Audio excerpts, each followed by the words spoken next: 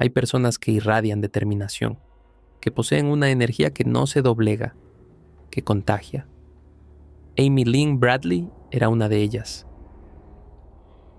Era socorrista, atleta, inteligente, con carácter. Le temía al mar abierto, pero nunca dejaba que el miedo decidiera por ella. A los 23 años, decidió embarcarse en un crucero con su familia hacia el Caribe. Una escapada tropical para recargar energías, dejar atrás el estrés y celebrar la vida. Pero la vida, como el océano, puede esconder abismos inesperados. Fue vista por última vez a bordo de ese barco. Desde entonces, el silencio. Las cámaras del barco no registraron su salida. La tripulación no supo dar explicaciones. Y los testigos comenzaron a hablar. Pero no todos decían lo mismo. ¿Qué pasó con Amy Lynn Bradley? Una joven decidida, atlética, con una personalidad magnética, desaparecida sin dejar rastro en medio de un paraíso turístico. ¿Fue un accidente? ¿Un secuestro? ¿O algo más oscuro que aún no queremos ver? Hoy exploraremos uno de los casos más inquietantes del mundo de las desapariciones. No solo intentaremos reconstruir los hechos, sino entender cómo una mujer como Amy pudo convertirse en una víctima invisible. Prepárate para cuestionar todo lo que creías saber sobre la seguridad en alta mar y sobre la fragilidad de las apariencias.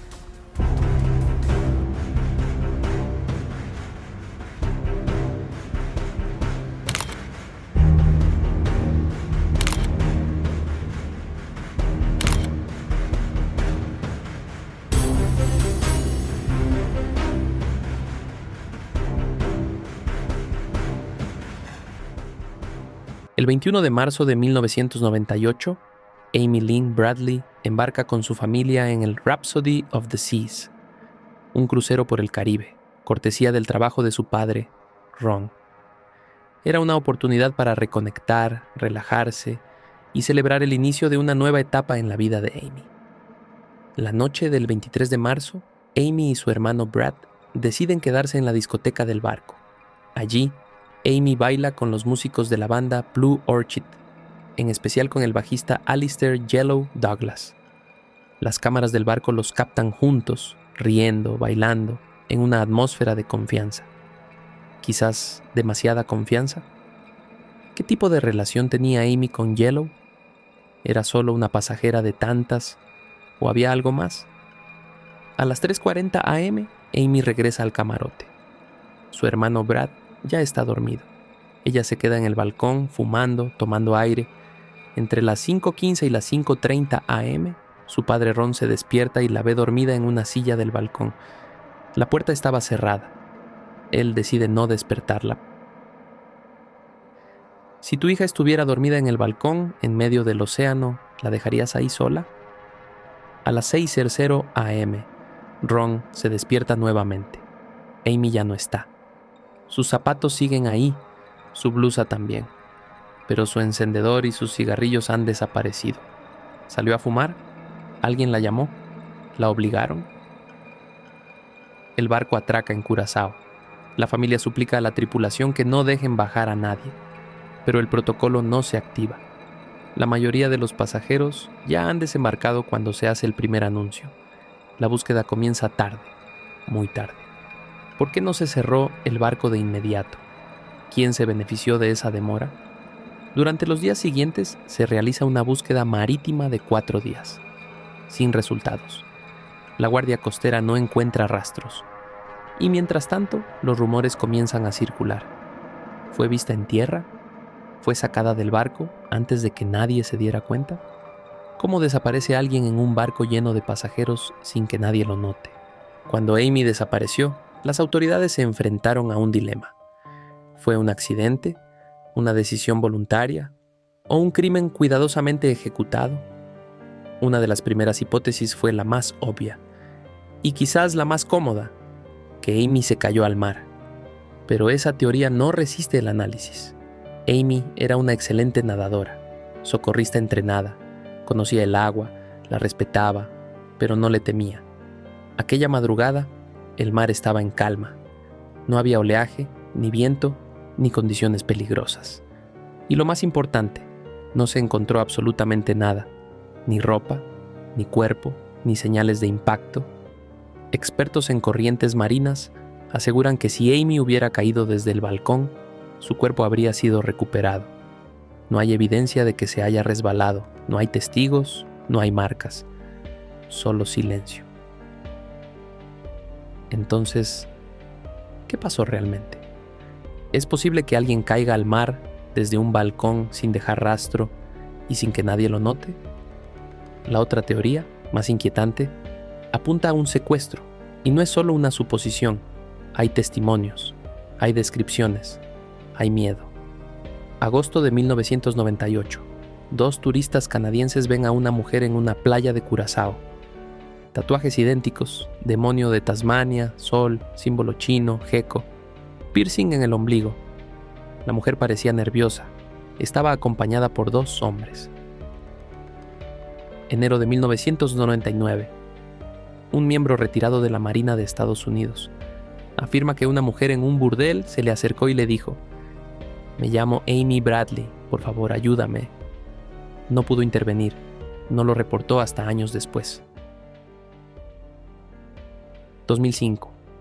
Una mujer llamada Judy Maurer ve a una joven en un baño de tienda en Barbados.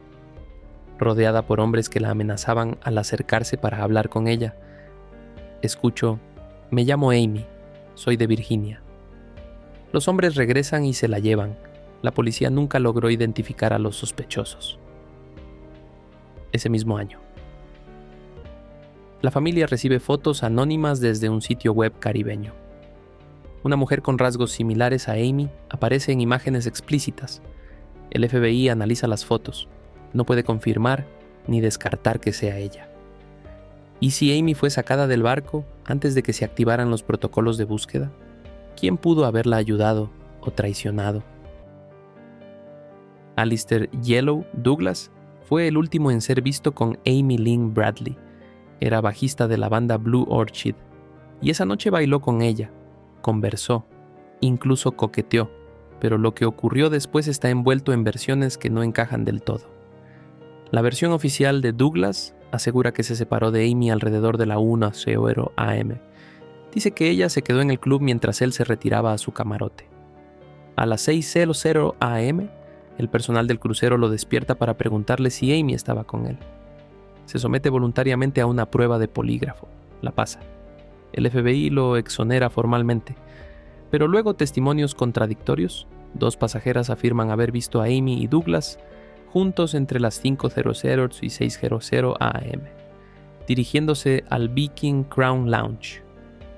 Minutos después vieron a Douglas solo, caminando por la cubierta superior. Una testigo adicional dice haberlos visto en un ascensor cerca de las 6:00 a.m., contradiciendo la versión de que se separaron a la 1:00. Su hija, Amika Douglas, reveló en el documental que su madre notó un cambio radical en él tras el crucero. En una conversación íntima, Amika compartió que su padre tenía una bolsa con fotografías de mujeres blancas, lo cual le pareció inquietante. Esta revelación la llevó a la familia Bradley en 2017 para compartir sus dudas. Según el testimonio del padre de Amy, él aseguró que a las 5:30 a.m. vio a su hija descansando en una silla del balcón del camarote familiar. Ella había estado fumando, parecía tranquila, por lo cual él decidió no despertarla. Pero media hora después, Amy ya no estaba. Sus zapatos seguían allí, pero su encendedor y cigarrillos habían desaparecido. ¿Se levantó por voluntad propia? ¿O alguien la observaba desde otra cabina?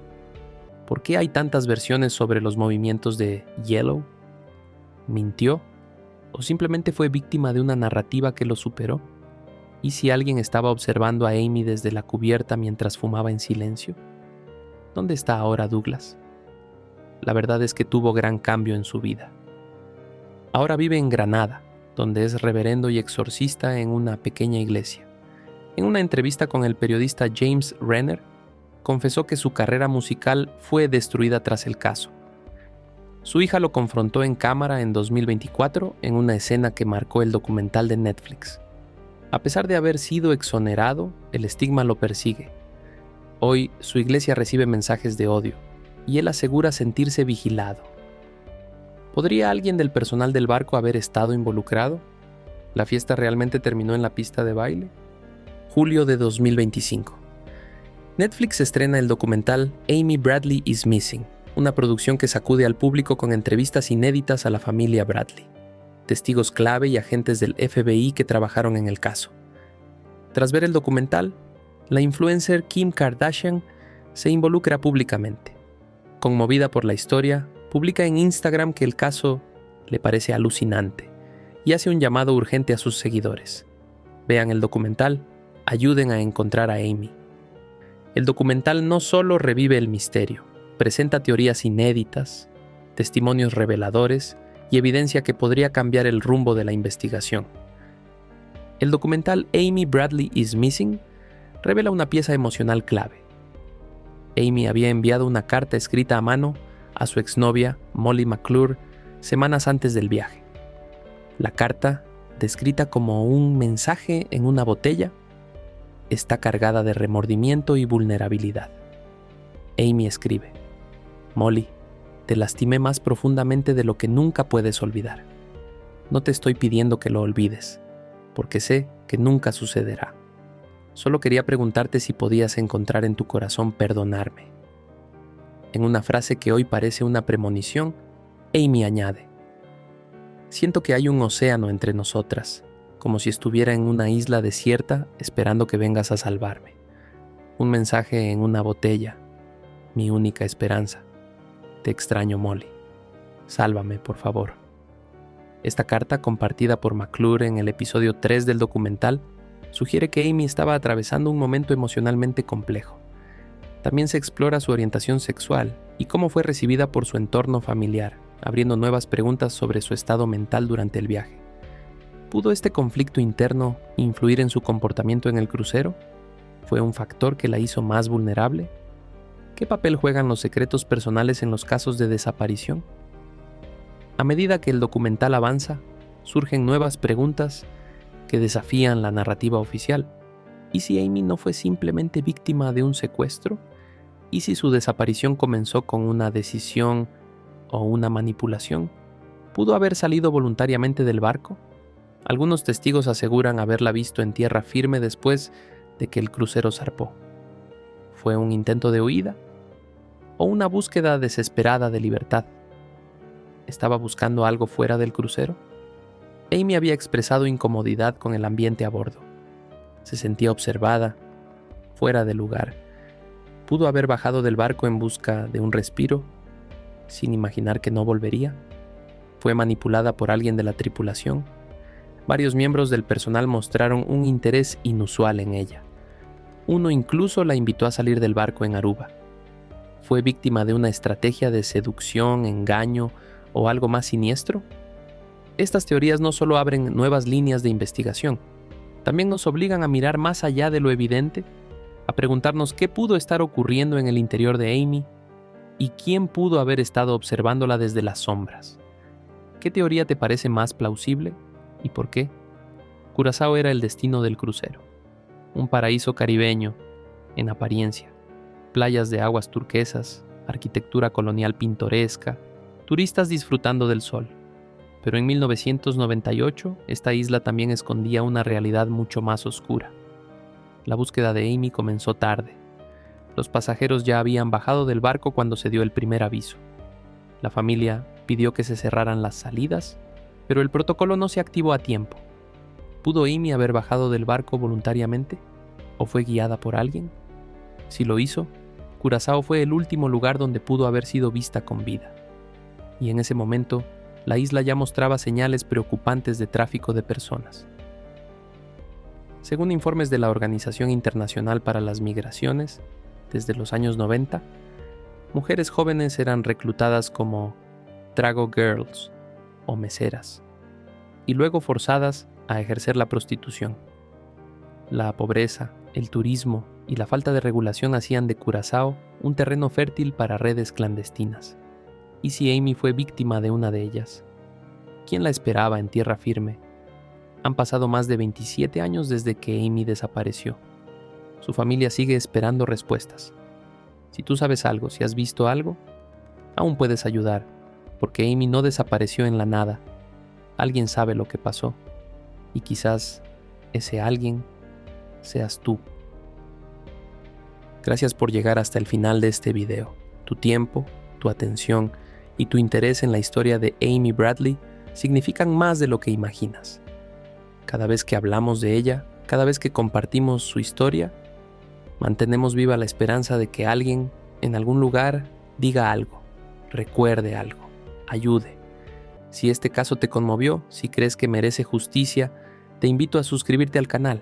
Aquí seguimos investigando, contando historias que no deben ser olvidadas, porque detrás de cada desaparición hay una familia esperando respuestas. Y tú puedes ser parte de esa búsqueda. Nos vemos en el próximo episodio.